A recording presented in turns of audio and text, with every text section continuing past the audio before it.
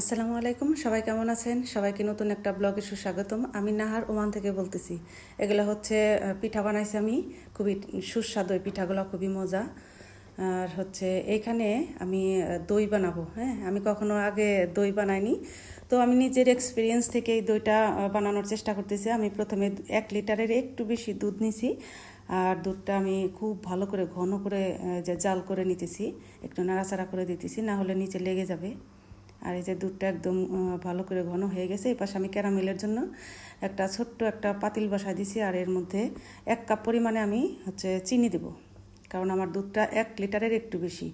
আর এ পাশে আমি টক দই পানি ঝরানোর জন্য ছাঁকনির ভিতরে দিয়ে দিছি। টক দইটা 3-4 চামচ দিয়ে দিছি আমি। এই যে দুধ একদম ঘন হয়ে গেছে।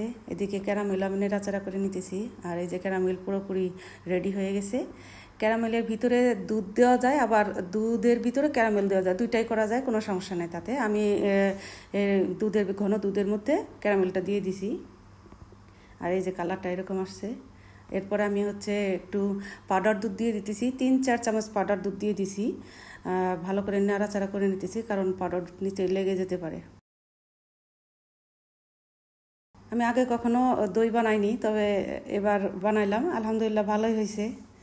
আর এর মাঝে একটু বলে নেই যে যেখান থেকে আমার ভিডিও দেখতেছেন অবশ্যই সাবস্ক্রাইব করবেন। আপনাদের সাবস্ক্রাইব আমার চ্যানেলটাকে সামনে এগিয়ে নিতে সাহায্য করবে। আমি ঘন দুধের মধ্যে টক দই দিয়ে ভালো করে নাড়াচাড়া করে নিছি, একটু ঠান্ডা করে নিছি। এরপরে আমি যেহেতু আমার কাপ নেই, আমি বড় মগে বসাই দিছি দইটা। সবসময় মাটির পাত্রে বা এরকম সিরামিকের পাত্রে বসাইলে দই ভালো হয়।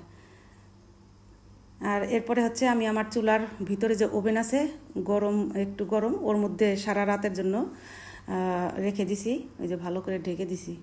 এরপর ঢাকনাটা আটকাই দিলাম, আর পরের দিন সকালে আমি দইটা বের করছি। আলহামদুলিল্লাহ দইটা খুব সুন্দর মতো বসে গেছে।